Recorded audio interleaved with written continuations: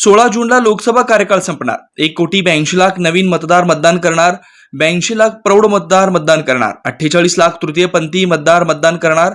85 वर्ष मतदार घरूनही करू शकतात मतदान. दिव्यांगांसाठी घरून मतदान करण्याची सोय. मतदारांसाठी विशेष वॉटर हेल्पलाईनची सुविधा. देशात 49 कोटी पुरुष तर 47 कोटी महिला मतदार. 1 एप्रिल पर्यंत 18 वर्ष पूर्ण होणारे मतदार यादीत नोंद करू शकतात.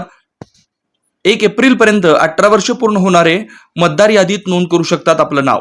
लोकसभा निवडणुकीसाठी 1.5 कोटी कर्मचाऱ्यांची नियुक्ती. देशात 100 वर्षावरील 2 लाख मतदार. बोगस मतदानावर असणार करडी नजर. देशात 98 कोटी मतदार बजावणार आपला हक्क. 10 लाख असणार मतदान केंद्र. 55 लाखांपेक्षा अधिक ईव्हीएम मशीन्स. देशात 18 ते 21 वर्ष मतदारांची संख्या 22 कोटी. 18व्या लोकसभेसाठी निवडणूक आयोग सज्ज. नवमतदारांमध्ये मोठ्या प्रमाणावर मुलींची संख्या अधिक. जास्तीत जास्त मतदारांनी मतदान करण्याचं आवाहन. दारू पैसे वाटणाऱ्या विरोधात कडक कारवाई करण्याचे आदेश. खोट्या बातम्या अफवा विरोधात तात्काळ कारवाई करण्याच्या सूचना.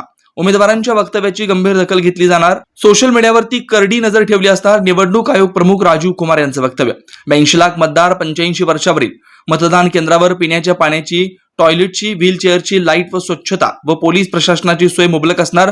2 वर्षापासून 18व्या लोकसभा निवडणुकीची तयारी सुरू आहे. लहान मुलांचा प्रचारात वापर करू नये. सरकारी कर्मचारी यांनी कसल्याही प्रकारच्या प्रचारात सहभाग नोंदवू नये. मीडियानेही आपल्या अधिकारापर्यंत हस्तक्षेप करावा. देशात 26 जागांवर विधानसभा पोटनिवडणुका.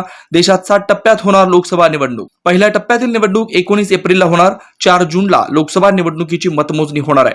देशात दुसऱ्या टप्प्यातील मतदान 26 एप्रिलला. तिसऱ्या टप्प्यातील मतदान हे 7 मेला होणार आहे. देशात आजपासून आचारसंहिता लागू.